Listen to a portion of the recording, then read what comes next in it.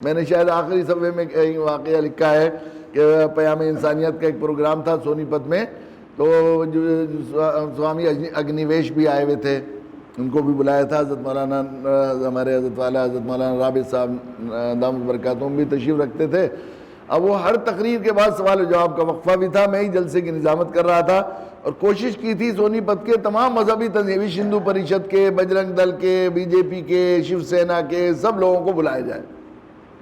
تو سوامی اگنیویش بہت ہی ایسی تقریر کرتے ہیں، بہت ہی اقدامی قسم کی، اور بڑی سخت لفظ بولتے ہیں۔ تو اس میں انہوں نے تقریر کی کہ وہ آتنکوادی ہے دنیا کا، وہ یہ دیکھو دیسی کتا بھی بولا، ایڈوانی نے کوئی بیان دیا تھا تو اس کو کہا دیکھو دیسی کتا بھی بولا، اور وہ آتنکوادیوں کا سردار بش بھی بولا، اور یہ بھی بولا، وہ کیا۔ خیر وہ تقریر کے بعد ایک صاحب کھڑے ہوئے اور انہوں نے سوال کیا ہے کہ وہ ان میں سے ایک سردار تھے اور ایک دونوں کھڑے ہو گئے، اور دونوں نے یہ سوال کیا کہ آپ تو کہتے ہیں تمام مذاہب کی کتابیں محبت اور پریم بھاؤ سکھاتی ہیں، لیکن اس قرآن تو کافروں کو اور ہندوؤں کو قتل کرنے کی جو ہے وہ دیتا ہے، بتاتا ہے، تو قرآن کہاں محبت سکھاتا ہے؟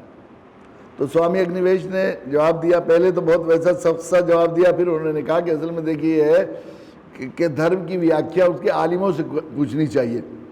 آپ کے یہاں ایک بہت بڑا مدرسہ ہے سونی پت میں، تو آپ جو آیتیں ہیں ان کے بارے میں جو ڈیفینیشن ہے اور تفسیر جو ہے وہ علماء سے عالموں سے جا کر پوچھیے۔ تو میں نے سوامی جی سے اجازت لے کر ان سے کہا کہ ذرا سی میں بھی ایک بات کہنا چاہتا ہوں۔ انہوں نے کہا ٹھیک ہے۔ میں نے کہا یہ دیکھیے قرآن کے بارے میں غلط قرآن کے پریچے میں اور اس کے تعارف میں مس انڈرسٹینڈنگ ہے، غلط فہمی ہو گئی ہے۔ قرآن کا یہ تعارف سمجھا جاتا ہے کہ قرآن مسلمانوں کا دھارمک گرنتھ ہے، قرآن مسلمانوں کا دھارمک گرنتھ نہیں ہے، نہ اللہ کے نبی نے کبھی بتایا جن پر قرآن اوترت ہوا، نہ قرآن نے یہ بات کہی، بلکہ یہ پیدا کرنے والے مالک کا، جو ماں کی چھاتیوں میں آپ کے آنے سے پہلے دودھ بھیجا، اور جس نے ماں کے دل میں آپ کی مامتا دی، جس نے ماں کے دل میں کلیجے میں ایسی مامتا دی کہ آپ کو کیسی معذوری میں انہوں نے محبت سے پالا پوسا، سورج چاند بنائے، زمین آسمان بنایا، اس پیدا کرنے والے مالک کا ہی آپ کے پاس پریم پتر ہے۔ یہ قانون، دستور اور کانسٹیٹیوشن کا last up to date edition کا نام قرآن مجید ہے، جس کا ماننا جتنا حضرت مولانا کے لیے ضروری ہے، سوامی جی کے لیے بھی ضروری ہے اور آپ کے لیے بھی ضروری ہے۔ یہ مسلمان پھنسیں گے نیائے دیوس میں، اور ان سے پوچھ ہوگی، سوال ہوگی کہ ان کے ذمہ تھا، انہیں ڈاکیا بنایا تھا، ان کو میڈیٹر بنایا تھا، ان کے ذمہ تھا امانت پہنچائی، نہیں پہنچائی تو یہ پکڑے جائیں گے۔ لیکن اس کی وجہ سے آپ میں سے کوئی بچ نہیں سکتا کہ ساری دنیا کے قانون کے پہلے ورق پر یہ لکھی رہتی ہے، سارے ورق پر قانون کا نہ جاننا سب سے بڑا قانونی جرم ہے۔ آپ کسی جج کو یا کسی پولیس والے کو اس لیے کہہ کر واپس نہیں کر سکتے جب وہ آپ کو پکڑنے آئے گا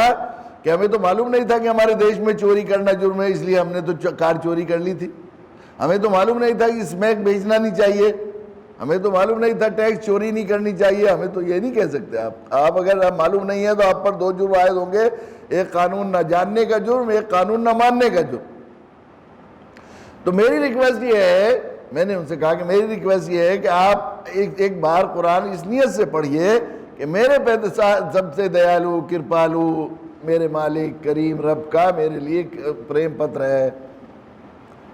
تو مجھے امید ہے کہ آپ کو کوئی اعتراض آئے گا ہی نہیں پہلے تو، اور اگر آئے گا تو ہم کون ہوتے ہیں؟ ڈاکیا سے کون لڑتا ہے کہ سرکاری نوٹس کیوں لایا؟ آپ نے جرم کیا ہوگا، سیدھے جا کے وہ کیجئے آپ اپنی سرکار سے، اللہ سے آپ کا سیدھے تعلق ہے، کسی میڈیٹر کی ضرورت نہیں ہے۔ ایک چیٹی کا بھی مالک سے تعلق ہے، وہ سیدھے اپنی سمسیا کو اس سے کہہ سکتی ہے، تو آپ بھی کہہ سکتے ہیں، اپنے سے کہیے۔ تو اس کے بعد ہم لوگوں کو واپس آنا تھا حضرت مولانا کے ساتھ دہلی، اور وہاں کھانے کا انتظام کیا تھا۔ تو جب میں گاڑی میں بیٹھنے والا تھا تو وہ کہنے کہ جا رہے ہیں آپ، اب ایسا تو نہیں ہو سکتا، کھانا تو ساتھ میں کھانا پڑے گا اگر ہمیں کھلانا ہے۔ حضرت مولانا سے ریکویسٹ کرنے لگے، سر وہ ساری زندگی کا دھونا، بالکل ذہن صاف کر دیا، جو دل میں بیٹھا ہوا تھا کچلا ہوں، مولانا صاحب کے ساتھ تھوڑی دیر سنگتی چاہتا ہوں، بیٹھ جائے، بٹھا دیے، بیٹھ گئے۔ پھر وہ میں حضرت مولانا نے کہا کلیم تمہیں کوئی دوسری گاڑی ہو تو اس سے آ جانا، کھانا کھائے۔ اس کے بعد وہ اتنا زیادہ اسلام سے متاثر ہوئے، اتنا زیادہ اسلام سے متاثر ہوئے اس زمانے میں کہ ایک سال بعد وہ ایک پولیس اکیڈمی کا ایک پروگرام تھا، وہ میری صدارت میں وہاں ایک بیچارے ساتھی ہیں انہوں نے کرایا، تو وہ انہوں نے پرچی بھیجی کہ میں جو ہے 2 منٹ اسٹیج پر بات کرنا چاہتا ہوں، اور میں وہی ہوں جس نے پیام انسانیت کے فلاں والے حال میں پروگرام میں ایک بہت برا ہوا گندا سا سوال کیا تھا۔ یہ کیا انہوں نے؟ پھر انہوں نے کہا کہ میں نے جب سے اسلام کو پڑھنا شروع کیا، قرآن کو اپنے مالک کا کلام پڑھ کر پڑھا، تو قرآن مجھے چپکتا گیا اور کھینچتا گیا اور قرآن سے مجھے محبت ہو گئی. اور پھر میں قرآن والوں کو جاننے کے لیے, قرآنی